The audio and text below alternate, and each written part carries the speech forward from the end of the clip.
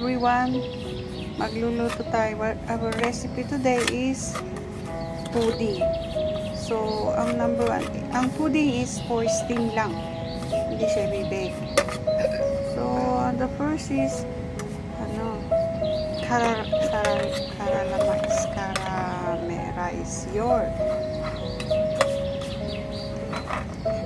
sa pan. Kakaramelize. Ayan. Ito yung pan dun sa Costco. Bread. Diner roll.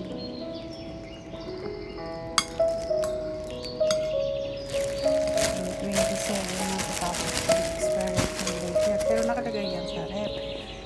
So, ang gagawin ko is ipupuding ko. I-slice ito. Okay. Nagilap siya ito. So, ito na slice yung mga pan.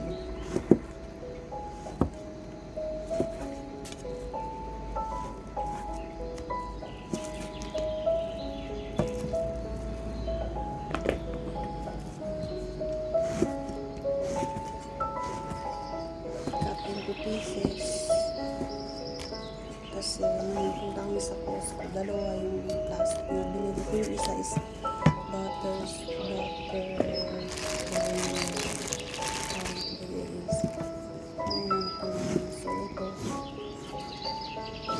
Yung pangalawa, hindi ito masyadong masarap. Nakakatulong ito sa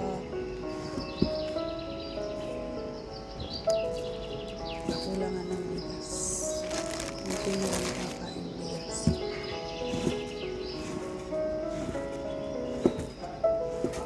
Ang isip ko, gagawin ko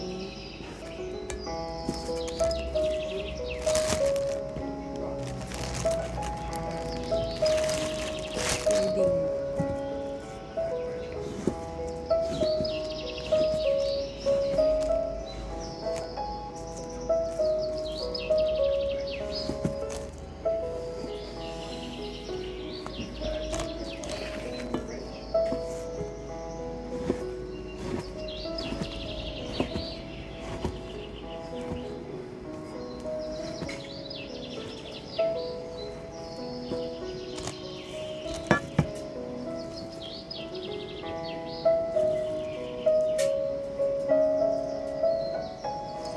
Big listing ko lang to.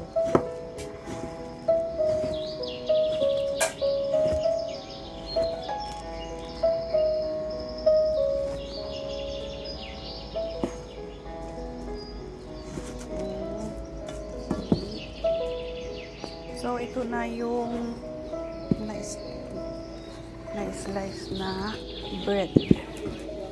Not necessary luma. 27, today is 28, so 29, so pwede pa, pero nakalagay kasi yun sa ref. Yung iba ang dami kong nasayang dati, so ito naisip ko. So ito yung ating ingredients: isang condensed milk, isang lata, isang cup na fresh milk, then ito yung California raisin. Yan ang lalagay ko. So, i-mix ko lang to. Okay. So, ito yung fresh milk.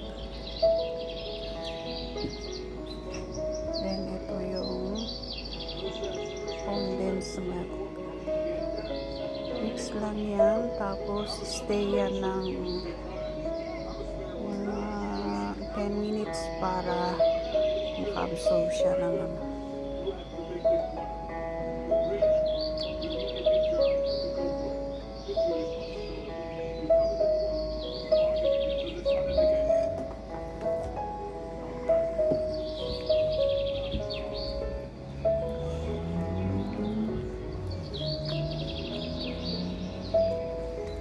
parang kulang pa. So, pwede kong maglagay ng fresh milk.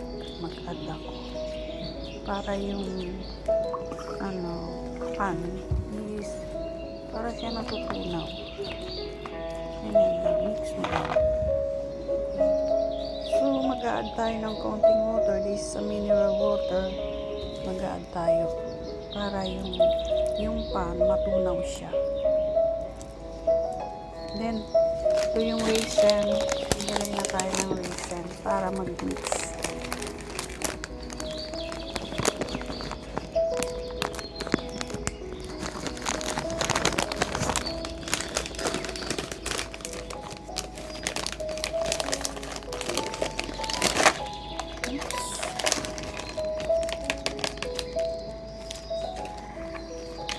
I-mix natin yan para yung panis may tubig siyang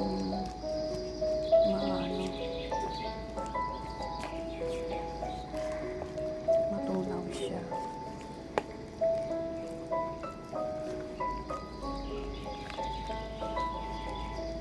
Konti, i-stay natin ng 10 minutes.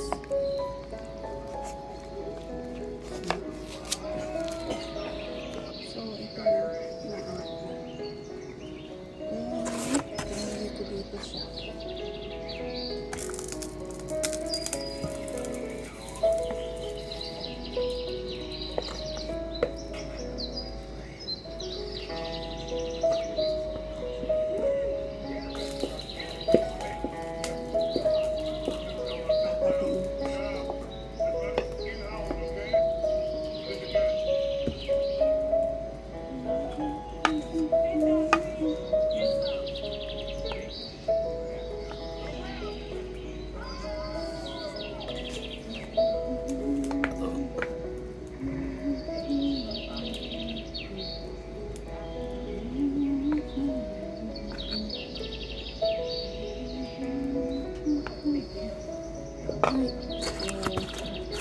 Cover siya ng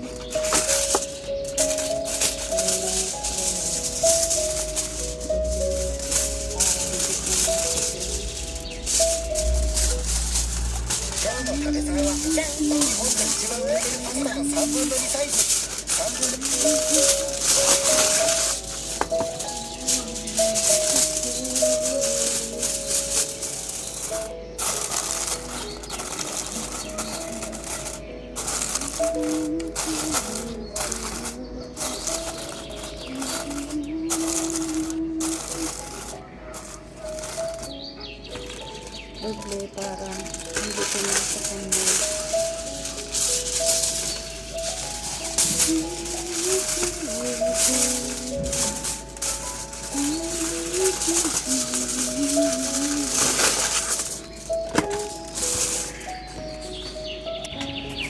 So ito na preparation, steam. Ayan, steam for 40 minutes. Dalawa lang pwede. So ito, maghintay tayo ng 40 minutes. Okay na. So i-check yung edge kasi dilipat. I-transfer to. Paano pa? Para maging na yung cook product.